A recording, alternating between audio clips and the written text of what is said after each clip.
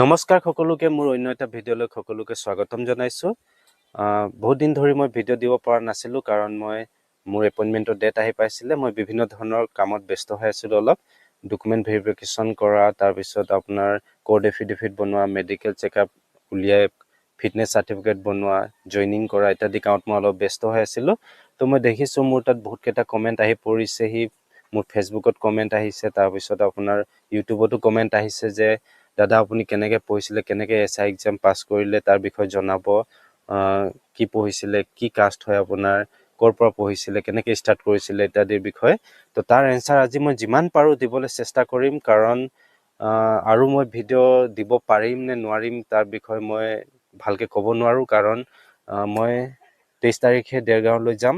24 তাৰিখে মোৰ ৰিপৰ্টিং হয়। 24 তাৰিখে মই তাত ট্ৰেইনিং জইন কৰিম।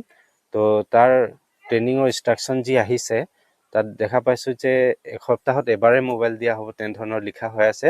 তো মোবাইল পাম নে নাপাম, ভিডিঅ' আৰু দিব পাৰিম নোৱাৰিম নাজানো, কিন্তু যিমান পাৰোঁ আজি আপোনালোকৰ যিসমূহ কুৱেশ্যন আছে তাৰ বিষয়ে মই এনচাৰ দিবলৈ চেষ্টা কৰিম। আৰু আপোনালোকে কমেণ্ট কৰি থ'ব, মই পাৰিলে ভিডিঅ' আৰু আপোনালোকক ইনফৰ্মেশ্যনবোৰ দি যাম। তো আজি এই ভিডিঅ'টো প্ৰস্তুত কৰিছোঁ সেইসকল লোকৰ কাৰণে যিসকলে আগন্তুক অসম পুলিচৰ চাকৰিৰ কাৰণে নিজকে প্ৰিপেৰেশ্যন কৰি আছে বা অন্য চাকৰিৰ কাৰণেও প্ৰিপেৰেশ্যন কৰি আছে, সেইসমূহ লোকৰ কাৰণে মই এই ভিডিঅ'টো প্ৰস্তুত কৰিছোঁ আজি। তো মই সেইখিনি কথাকে আকৌ এবাৰ ক'ব খোজোঁ যে চাওক, আপুনি যদি এটা জব ল'ব খোজে, যিকোনো অসম চৰকাৰৰ জব যদি ল'ব খোজে, তেনেহ'লে আপুনি ৰখি থাকিব, এডভাৰটাইজমেণ্ট ওলাব। ধৰি লওক পুলিচৰে জব ল'ব খোজে, আপুনি ৰখি থাকিব, আপুনি পুলিচৰ এডভাৰটাইজমেণ্ট ওলাব, এপ্লাই কৰিব, তাৰপিছত পঢ়া শুনা কৰিব, প্ৰিপেৰেশ্যন কৰিব। তেনেকৈ হ'লে আপুনি জব ল'ব নোৱাৰিব। জব ল'বলৈ হ'লে আপুনি কণ্টিনিউ ডেইলি বেচিছত পঢ়িব লাগিব, নিজৰ যিসমূহ কাম হয় সেইখিনি ডেইলি কৰি থাকিব লাগিব। এডভাৰটাইজমেণ্ট ওলাওক নোলাওক, এডভাৰটাইজমেণ্ট 2 বছৰ পিছত ওলাওক, এবছৰ পিছত ওলাওক, যেতিয়া ওলাব এডভাৰটাইজমেণ্ট, সেইটো আপোনালোকে বাট চাই থাকিব নালাগে। আপোনালোকৰ যিখিনি প্ৰিপেৰেশ্যন সেইখিনি আপোনালোকে প্ৰথমতে কমপ্লিট কৰক। সেই প্ৰিপেৰেশ্যনটো আপোনাৰ যিসমূহ চিলেবাছ আছে চিলেবাছটো কভাৰ কৰক পঢ়ি। আপুনি নিজে সাজু হৈ থাকক যাতে এবাৰতে আপোনাৰ জবটো হৈ যায়গৈ। তো তেনেধৰণৰ পঢ়িব লাগিব। আৰু কিছুমানে মাল্টিপুল কাম কৰিম, যেনে ধৰণৰ কিছুমান কোনোবাই প্ৰাইভেট ছেক্টৰত কিবা কাম কৰি আছে, সময় উলিয়াই অলপ পঢ়ে। তেনেধৰণৰ কৰিলে জব পাবলৈ বহুত কষ্ট হয়, কাৰণ বৰ্তমান সময়ত কম্পিটিশ্যন বহুত বেছি। আৰু সেই কম্পিটিশ্যনত আপুনি এটা জব ল'বলৈ হ'লে আপুনি চবতকৈ এডভান্স হ'ব লাগিব, আনবোৰতকৈ আপুনি আগবাঢ়িব লাগিব। তাৰ কাৰণে আপোনাৰ পঢ়া শুনাটো আপুনি যথেষ্ট আগবঢ়াই থ'ব লাগিব। তো সেইটো কথা। আৰু আন কথা হ'ল আপুনি কেনেকৈ পঢ়িছিলে। তো মই পঢ়িছিলোঁ, সাধাৰণতে মই 2-2.5 বছৰ কণ্টিনিউ পঢ়িছোঁ চব জবৰ কাৰণে, কাৰণ অসম পুলিচৰ হওক বা ADRE হওক, তেনেধৰণৰ ছেপাৰেট চিলেবাছ নাথাকে। চিলেবাছ চবৰে একে হয়, এক্সাম চবৰে একে ধৰণৰে হয়, কুৱেশ্যনবোৰ প্ৰায় একে ধৰণৰে আহে। তো আপোনালোকে পঢ়া শুনাত লাগি যাওক। আৰু চিলেবাছৰ বিষয়ে মই আগৰ ভিডিঅ'টো জনাইছোঁ, এতিয়াও থুলমূলকৈ জনাই দিওঁ। আপোনালোকে Assam history, Assam art culture, Assam literature, Assam geography হওক, আছাম পলিটি হওক, এইবোৰ গোটেই কমপ্লিট কৰিব লাগিব। অসমৰ যিমান যি আছে ইনফৰ্মেশ্যন, কাৰেণ্ট এফেয়াৰ্ছ হওক ইত্যাদি কৰি অসম টোটেলি কমপ্লিট কৰিব লাগিব। আপোনাৰ ইণ্ডিয়ান জিঅ'গ্ৰাফী, ৱৰ্ল্ড জিঅ'গ্ৰাফীও চাব লাগিব অলপ চলপ। তাৰপিছত আপোনাৰ আহি গ'ল ইণ্ডিয়ান পলিটি, ইণ্ডিয়ান হিষ্ট্ৰী, এইবোৰ কমপ্লিট কৰিব লাগিব। তাৰপিছত আহি গ'ল আপোনাৰ ৰিজনিং আৰু মেথমেটিক্স, সেইসমূহ গোটেই আপোনালোকে চাব লাগিব ভালকৈ, যাতে এটা চিলেবাছো আপোনালোকে এটা টপিকো এৰি নিদিয়ে। কাৰণ কি ঠিক সেই এৰি দিয়া টপিকৰ পৰাই আপোনাৰ কুৱেশ্যন দুটামান আহি যাব পাৰে। গতিকে এটা টপিকো এৰিব নোৱাৰে আপোনালোকে। আৰু গোটেইকেইটা বস্তু বাৰে প্ৰতি পঢ়িব লাগিব, ৰিভিজন কৰিব লাগিব, বাৰে প্ৰতি পঢ়িব লাগিব, ৰিভিজন কৰি থাকিব লাগিব। কাৰণ ৰিভিজন উইথাউট ৰিভিজন আপোনালোকে একো মাথাত ৰাখিব নোৱাৰে। প্ৰথম পঢ়ক এবাৰ, প্ৰতি মাহতে প্ৰতিটো বস্তুৰ ৰিভিজন, যিমান পঢ়িলে আপুনি সেইটো প্ৰতি মাহতে ৰিভাইজ হ'ব লাগিব। আৰু SIৰ বিষয়ে যদি মই জনাওঁ, তো SIত 100টাই কুৱেশ্যন আহে আৰু প্ৰতিটো কুৱেশ্যনত 1 নম্বৰ থাকে, কিন্তু নেগেটিভ মাৰ্কিং ইয়াত হাই থাকে, 0.5 থাকে নেগেটিভ মাৰ্কিং। মানে আপোনাৰ 2টা কুৱেশ্যন যদি কেনেবাকৈ ভুল হয় 1 নম্বৰ আপোনাৰ যাব। ADREত আপোনাৰ 4টা কুৱেশ্যন ভুল হ'লে 1 নম্বৰ যায়, কাৰণ তাত 0.25কৈ থাকে নেগেটিভ, ইয়াত 0.5কৈ থাকে। তাৰপিছত 100 ভিতৰত আপোনালোকে চিলেকশ্যন হ'বলৈ হ'লে প্ৰায় 70ৰ ওচৰা-ওচৰি নম্বৰ উঠাব পাৰিব লাগিব, তেতিয়াহে আপোনালোকৰ ফিজিকেলৰ কাৰণে কাট অফত নাম আহিব আপোনালোকৰ। আৰু SI চিলেকশ্যনটো বহুত লেন্দি হয়। প্ৰথমতে আপোনালোকে ৰিটেন এক্সাম দিব লাগিব। ৰিটেন এক্সামত আপোনালোকৰ নাম অহাৰ পিছত আপোনালোকে আকৌ ফিজিকেল দিব লাগিব। ফিজিকেলতো আপোনালোকে ভালকৈ নাম অহাৰ পিছত কোৱালিফাই কৰিলে অকল নহয়, নাম আহিব লাগিব মেৰিট লিষ্টত। নাম অহাৰ পিছত আপোনালোকৰ ইণ্টাৰভিউ কাৰণে মাতিব। ফাইনেল ষ্টেজ হয় ইণ্টাৰভিউ শেষ হোৱাৰ পিছত ফাইনেল মেৰিট লিষ্ট ওলাব। ফাইনেল মেৰিট লিষ্টত নাম আহিলে আপোনাৰ হৈ গ'ল, আৰু তাত একো কৰিব লগা নাই। গতিকে এটা লেন্দি প্ৰচেছ হয়। আৰু বৰ্তমানেও পষ্ট ওলাইছে অসম পুলিচৰ কনষ্টেবলৰ ABUB ওলাইছে, SI ওলাইছে, আপোনাৰ ABUB SI ওলাইছে। তো আপোনালোকে এপ্লাই কৰক। এপ্লাই অলৰেডি চলি আছে বৰ্তমান সময়ত, কিন্তু পষ্ট যথেষ্ট কম। হাৰ্ডৱৰ্ক কৰিব লাগিব পাবলৈ হ'লে চাকৰি। আৰু বহুতে কৈছিলে আপুনি কি কিতাপ ফ'ল' কৰিছিলে, ক'ৰ পৰা পঢ়িছিলে, তাৰ বিষয়ে ইনফৰ্মেশ্যন দিব বুলি। তো আজিৰ ভিডিঅ'টো অলপ লেন্দি হ'ব। যিসকলে সঁচাকৈ প্ৰিপেৰেশ্যনত লাগি আছে তেওঁলোকে চাব, আপোনালোকৰ হেল্প হ'ব এই ভিডিঅ'টোৰ দ্বাৰা। তো কিছুমানে মোক কুৱেশ্যন কৰিছে কি কিতাপ পঢ়িম, ক'ৰ পৰা পঢ়িম।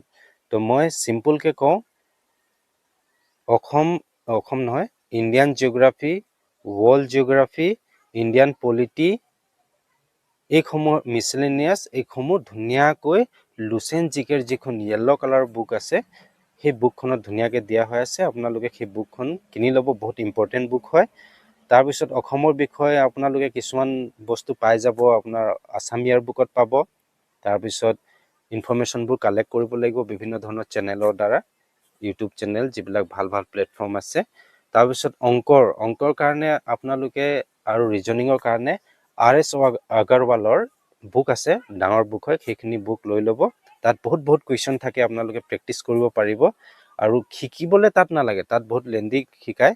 সেই বুকখন অকল প্ৰেক্টিচৰ কাৰণে ল'ব, শিকিব ইউটিউবৰ পৰা। আৰু সেই বুকখনত অংক কি লাগিব, ৰিজনিং কি লাগিব, ধুনীয়াকৈ চিলেবাছবোৰ দিয়া হৈ আছে। সেই চিলেবাছ মতে আপোনালোকে ইউটিউবত চাৰ্চ কৰি, বহুত টিচাৰে ইউটিউবত ভিডিঅ' দি থোৱা আছে, বহুত টিচাৰৰ। সেই টিচাৰবোৰৰ ভিডিঅ'বোৰ আপোনালোকে যোনজন টিচাৰৰ ইজি লাগে আপোনাক, ধৰি লওক আপুনি ৰেচিঅ' এণ্ড প্ৰপৰ্চনৰ বিষয়ে শিকিব বিচাৰি আছে, তো ৰেচিঅ' এণ্ড প্ৰপৰ্চন ইউটিউবত চাৰ্চ কৰি দিব। তাত যোনজন টিচাৰৰ আপোনাৰ ভিডিঅ'টো ইজি লাগে, পদ্ধতিটো শিকোৱা পদ্ধতিটো ইজি লাগে, সি তাৰ পৰা শিকি ল'ব। তাৰপিছত সেই RS আগৰৱালৰ ৰেচিঅ' প্ৰপৰ্চন চেপ্টাৰটো উলিয়াই তাত যিসমূহ কুৱেশ্যন দিয়া হৈ আছে, সেই কুৱেশ্যনসমূহ আপুনি শিকা পদ্ধতিৰে ছল্ভ কৰিব। ছল্ভ কৰি এনচাৰটো মিলাব, আপুনি পাৰিছে নে নাই। যদি সঠিকে পাৰিছে, তেনেহ'লে আপোনাৰ শিকাটো কাৰেক্ট আছে। তেনেধৰণৰ প্ৰেক্টিচ কৰি আপুনি আগুৱাই যাব পাৰিব। আৰু বিশেষ হতাশ হ'ব লগা একো নাই, ডেইলি বেচিছত লাগি থাকক। প্ৰায় 6 মাহ যদি আপুনি কণ্টিনিউ লাগি দিয়ে, দিনত 6-7 ঘণ্টাকৈ, তেতিয়া দেখিব আপোনাৰ প্ৰায় আধা প্ৰিপাৰেশ্যন কমপ্লিট হৈছে। আৰু ফুল প্ৰিপাৰেশ্যন কমপ্লিট হ'বলৈ হ'লে আপোনালোকৰ 1 বছৰ 1.5 বছৰ সময় এটা লাগিব। যিমান চিলেবাছ আছে গোটেই চিলেবাছ কমপ্লিট কৰিবলৈ হ'লে ভালকৈ ডেইলি বেচিছত লাগিলেহে 1.5 বছৰমানত কমপ্লিট হ'ব। তো সেইটো আপোনালোকে মনত ৰাখক। বাকী যিবোৰ কাম আছে সেইবোৰ প্ৰায় ঘৰত নাই বুলি ধৰি লওক, নিজকে ঘৰত ক'ৰবাত বাহিৰত আছে বুলি ধৰি লওক। ঘৰৰ কামবোৰ যিবোৰ আছে পৰাপক্ষত কমাই লওক, আৰু চেষ্টা কৰক যে যিমান সময় পাৰে 6 ঘণ্টা 7 ঘণ্টা 8 ঘণ্টা প্ৰতিদিনত দিবলৈ চেষ্টা কৰক।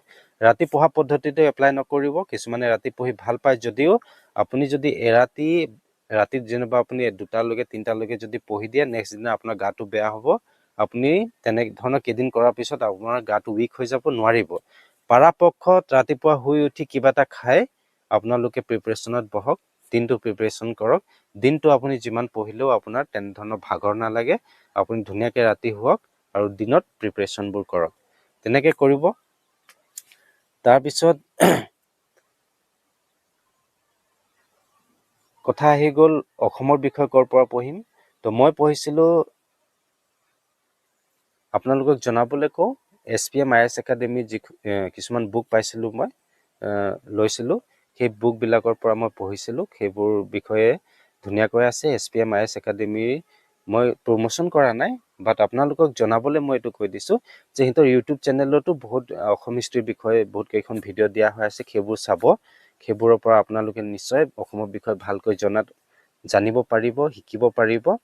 ইউটিউবত বহুত চ'ৰ্চ এভেইলেবল আছে। আপোনালোকে ডেইলি বেচিছত কৰি যাওক, চাব আপুনি প্ৰগ্ৰেছত আগবাঢ়ি আছে ডেইলি। ষ্টাৰ্ট কৰিব লাগিব, ক'ৰবাত নহয় ক'ৰবাৰ পৰা ষ্টাৰ্ট কৰিব লাগিব, আৰু ষ্টাৰ্ট কৰিলে ভালকৈ ষ্টাৰ্ট কৰক।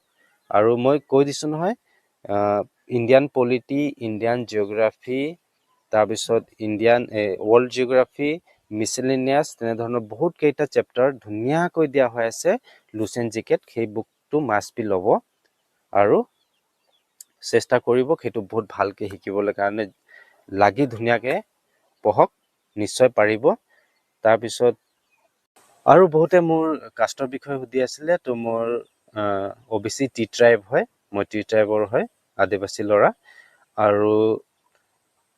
আৰু এটা কথা কওঁ, যিমান পাৰে পৰাপক্ষত যিসমূহ কিতাপ বহুত ডাঙৰ ডাঙৰ হয়, সেই কিতাপসমূহ ল'বলৈ কোনো প্ৰয়োজন নাই।